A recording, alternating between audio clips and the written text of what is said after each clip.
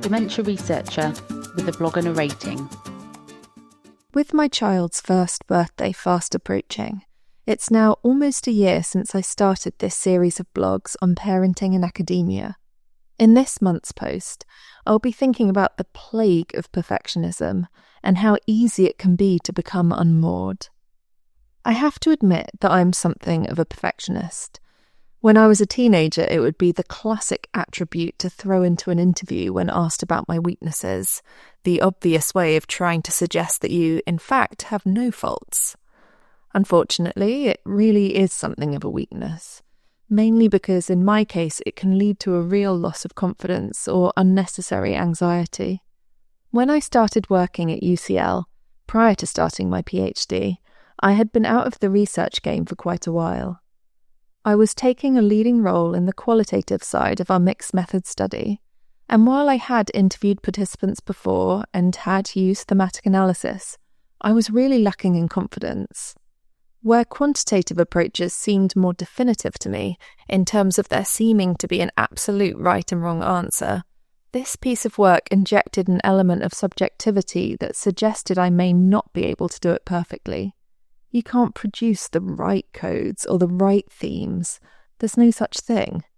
Thankfully, I worked with a really supportive and helpful team, so 2.5 years later, by the end of the piece of work, I felt really pleased with what we'd achieved, and definitely a lot more confident in the methods we'd been using.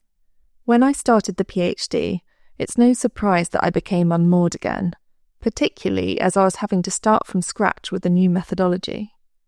But like with my previous research position, it wasn't too long until I was in the swing of things.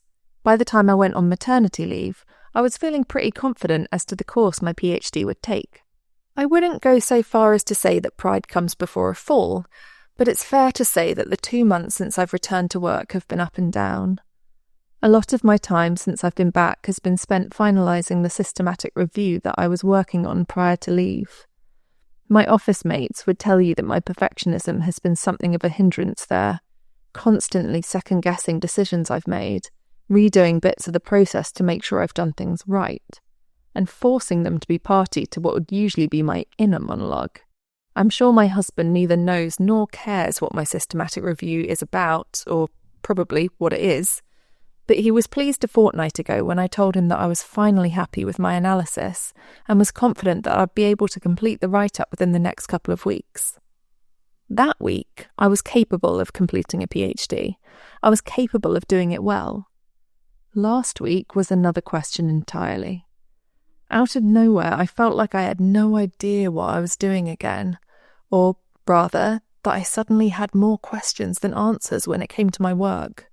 I had reason to read a couple of chapters of someone else's thesis that were relevant to my work and just couldn't see how I could ever become so expert in my topic. It didn't seem possible.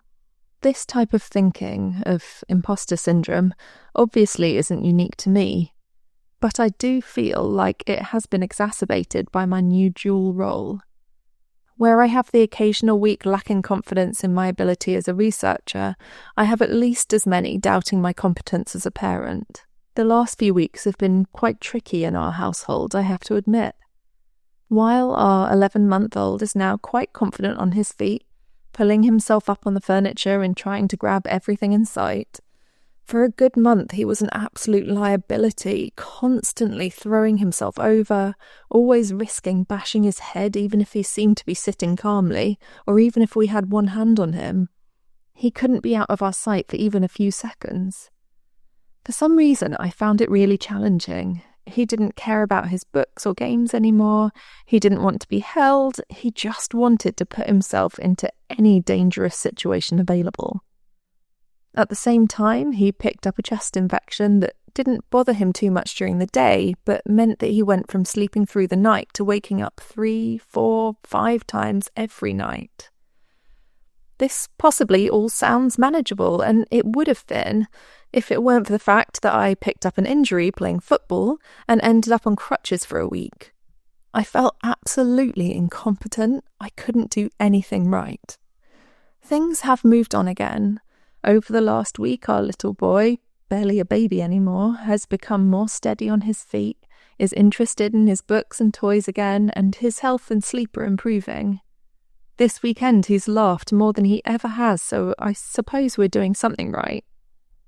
If I were to map the weeks against each other, I can imagine that I would see a correlation between my confidence at work and my confidence at home. When I'm trying to master all these new things, it's easy for my confidence to take a hit and for that to bleed into all the different aspects of my life. There is a newfound vulnerability to me since becoming a parent. The balance seems so much finer. The smallest thing can affect your equilibrium. It would be unwise for me to aim for perfection in my PhD, and even more so in parenting. Comparison is a killer, and my journey in both will be different to my peers. Plus, when I look back at where I was at the start of each of these processes, I've come a long way, and there's a lot to be proud of. So, this will be an exercise in resilience building. One way or another, I'll see it through. Thank you for listening. Join the Dementia Research bloggers and share your own views.